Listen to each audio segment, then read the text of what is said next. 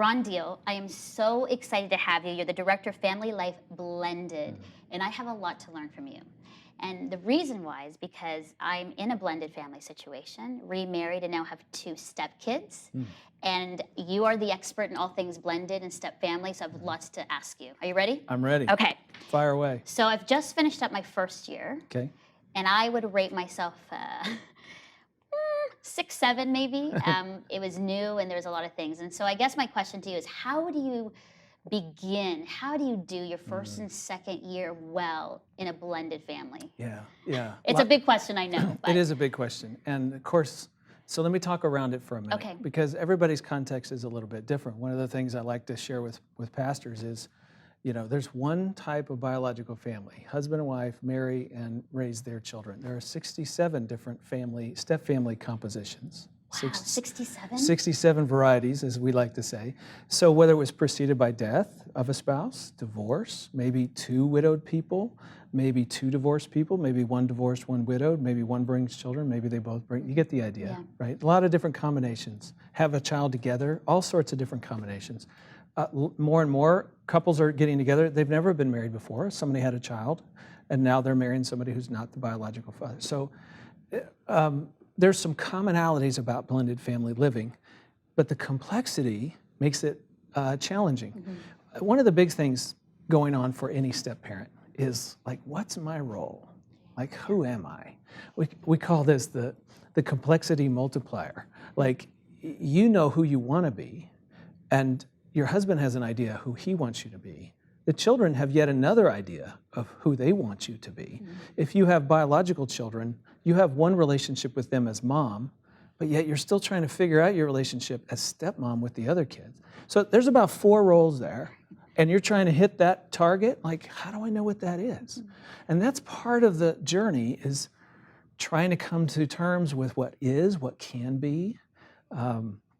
One of the biggest predictors about a step-parent's connectedness with their stepchildren is how open are the stepchildren.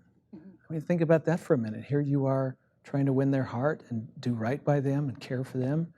And if they're open to you, it's marvelous. And if they say, talk to the hand, what do you do? Right? So, and you can have 2 or 3 or 4 stepkids, and they all respond differently. So you have a great, loving, we can hug relationship with one kid, and another kid who's like, just take me and drop me off and don't talk to me, And so it's like confusing and challenging. Not every step parent has that experience, but that's a pretty common one.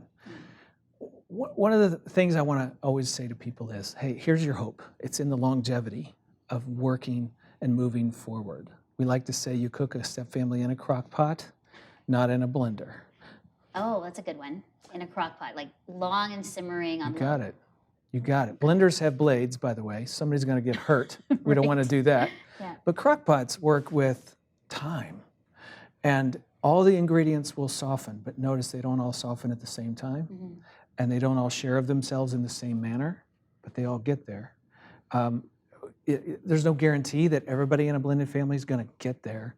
But with time, it tends to happen. Average step family needs about 5, 6, 7 years to really find their mojo. 5 to 6 to 7 years. Yeah. And I'm going into second. So what's your reaction to that?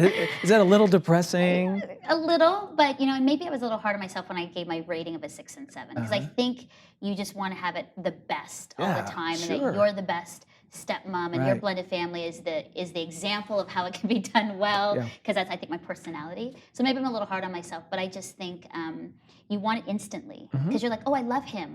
I found, love again, and everybody celebrates it, and we are excited about it, tweet about it, and then it's like the reality, after you get married, you're like, oh, and now we've got the kids, and we've got to sort out 2 families with totally different values. Right. Different experiences and family of origin. Different traditions. And all of a sudden you're like, whoa, this Parenting is big. styles. Like, like I thought we saw eye to eye, but sure enough we don't. And so how do we come together? And maybe kids have different expectations of how the parents will respond to different, one set of kids is used to getting a yes, and the other set's getting a no. And like, now what do we do? Like, and so there are lots of, questions about logistics, and the merging process takes on average 5 to 7 years. So what that means is, you're probably doing great. Like, it's not instant, but it's not supposed to be. That's what blenders are. Crock-pots work really slowly. So the other thing that allows you to do is relax a little bit and say, what's good for us today? And let's enjoy what's good. Yes, we're clearly working on what's not what we want it to be, but we don't have to force a blend. We don't have to create pressure. You know, here's a funny, sometimes bio parents get mad at their kid for not enjoying or liking or honoring or wanting to love the step-parent. Do you think anger helps a child soften? No. So when the biological parent relaxes and says, I don't have to make them love you. I do want them to be respectful and courteous and kind. That you can insist on. But love, that's up to the child. So we're going to trust that hanging around each other, spending time together, merging our family traditions, and over time figuring out how we do vacation. And eventually that process will move us closer into relationship. And I think that takes some of the pressure off. I love love, and I think that's a good one. I think, to love a child and not force the situation. I think that's really good. And I think one of the things I'm learning is just to really be present. Yes, I'm always good. busy and thinking, I'm learning that. That's the big thing for me. But as a mom, are there any things that I should do, specific? So I have to be patient. It's going to take time. I need to love in a deep and unconditional way as best as I can. I can be present. But are any specific tips for us women and moms that we should know? Yeah, absolutely. And my mind's racing, lots of different things. One of the things you want to do is find out what the child's interests are, what they like to do, try to join them in that. By the way, sometimes kids won't let you join them. And if they don't, then back off a little bit. Find where you can connect and be very intentional around those little moments.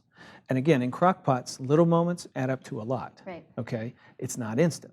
So you say, we're going to find 20 minutes to do whatever, and I'm going to hang out with you doing this project because you enjoy that, or watching that show, or this is our little thing. And that's, boy, we don't have much. Well, that's okay. A little bit adds up. So just be intentional with that sort of thing. Okay. I think one of the things you want to do is articulate to the child, I'm not trying to replace your mom. That's good. I think they need to hear you say it, maybe more than once. And then they need to see you show honor to their mom. By the way, this is also true if mom is deceased. We still want to honor her memory. And when they pop out the videos and want to watch, sit down and watch. Tell me about your mom. What that says is, I'm not replacing her.